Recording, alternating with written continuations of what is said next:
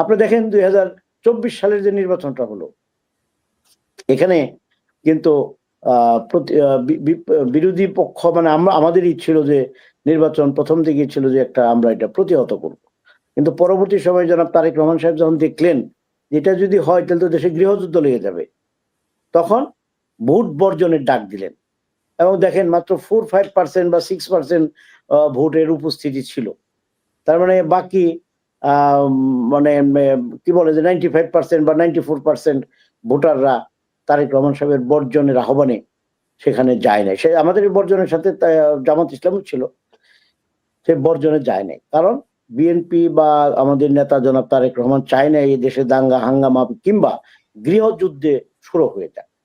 কিন্তু তারপরেও 5 তারিখের পরে ওই যে একা একা গোপনে গোপনে যারা অনেক কিছু করেছে, মব বাহিনী বট বাহিনী দিয়ে, তারা কিন্তু ক্ষমতায় যাওয়ার একটা প্রক্রিয়া বা একটা চিন্তা চেতনা এখনো কিন্তু তাদের মধ্যে আছে। যেন তেন ভাবে জামাতের আমির বলেই ফেললেন, জনগণ ভোট দিক আর না দিক ক্ষমতায় আমাদের যেতেই হবে।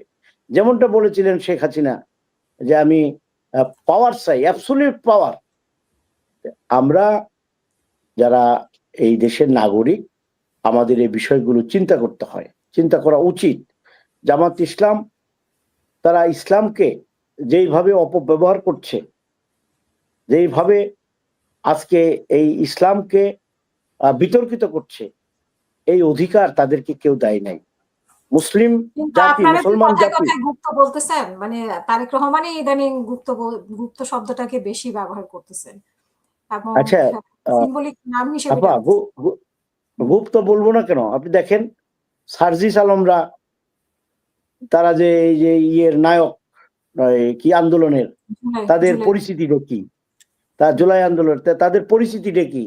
তারা তো মনে করে তারাই সবকিছু করছে, তাদের ডাকেই এদেশের মানুষ আন্দোলনে অংশগ্রহণ করছে। বিষয়টা এমন ভাবা ঠিক না। আমি তাদেরকে ছোট করতে চাই না, কিন্তু ওই আন্দোলনে যখন ছোট ছোট ছেলে মেয়েরা হেলিকপ্টারে গুলি করে, যখন ছোট ছোট স্কুলের ছাত্রছাত্রীরা মারা গেল, তখন কিন্তু আর কোনো বিবেচনা রইল না কে সরকার, কে সরকারের বিপক্ষে। তখন সমস্ত মানুষ, আত্মীয় স্বজন পরিজন যা আছে, সমস্ত স্কুলের ছাত্রছাত্রী, সমস্ত দিক থেকে মানুষ, তখন মানুষজন এবং তাদের গার্জিয়ানরা। বিএনপিকেও দায় নিতে হবে। বিএনপি তো বলছে যে এই আন্দোলনের সাথে আমরা নাই, তো আপনারাও তো এই আন্দোলনের সাথে গুপ্তভাবেই ছিলেন। তো সেরকম আমি বলি শহীদ রাষ্ট্রপতি জিয়াউর রহমান যখন বাংলাদেশের স্বাধীনতা ঘোষণা করেছিলেন, I major Zia declare the independent of Bangladesh, তখন কেউ কেউ বলেছিলেন যে তাহলে এটা সেনাবাহিনীর বিদ্রোহ বা সেনাবাহিনী এই আন্দোলনের ডাক দিয়েছে, এরকমটা বোঝায়। এই কারণে পরবর্তীতে কিন্তু শহীদ রাষ্ট্রপতি জিয়াউর রহমান বলেছিলেন যে কি বলে যে in favour of our great leader Sheikh Mujibur Rahman. প্রথমটা একটা কৌশল ছিল, দ্বিতীয়টাও একটা কৌশল। বিএনপিকে বারবার বিএনপির নেতা কর্মীদেরকে গ্রেপ্তার করে যখন জেল হাজতে ভরা শুরু করলো, সিনিয়র নেতাদেরকে পর্যন্ত, এবং বিএনপিকে যখন এককভাবে দোষারোপ করলো যে বিএনপি এই দেশে হত্যাকাণ্ডের জন্য দায়ী, তখন বিএনপি কৌশলে এই আন্দোলনটা যে ছাত্র জনতা, তাদের প্রতি সম্মান দিয়ে বিএনপি সাথে থেকেও পিছনে আসছে। এটা কৌশল, এছাড়া অন্য কিছু না। এটাকে আমাদের জামাতের বন্ধুরা মানে বিভিন্ন ভাবে অপব্যাখ্যা করে। কিন্তু এইটা না, প্লিজ প্লিজ প্লিজ প্লিজ, আমি 30 সেকেন্ডে শেষ করব। কিন্তু জামাতের আমির যে যিনি বললেন, সম্মানিত আমির যে বললেন যে এই আন্দোলনের জনাব তারেক রহমান নেপথ্যে তিনি মাস্টারমাইন্ড, তার প্রতি কৃতজ্ঞতা জানালেন জামাতের আমির।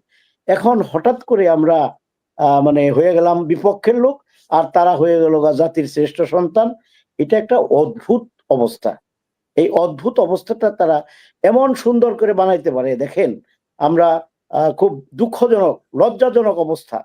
সেদিন কিন্তু জামাত ইসলামীকে তাদের সংগঠন, ছাত্র সংগঠন ছিল, আমি অস্বীকার করব না, প্রত্যেক ছাত্র সংগঠনটা ছিল, প্রত্যেক রাজনৈতিক, আওয়ামী লীগের যারা আছে তাদেরও ছেলেমেয়েরা কিন্তু আন্দোলনে অংশগ্রহণ করছে।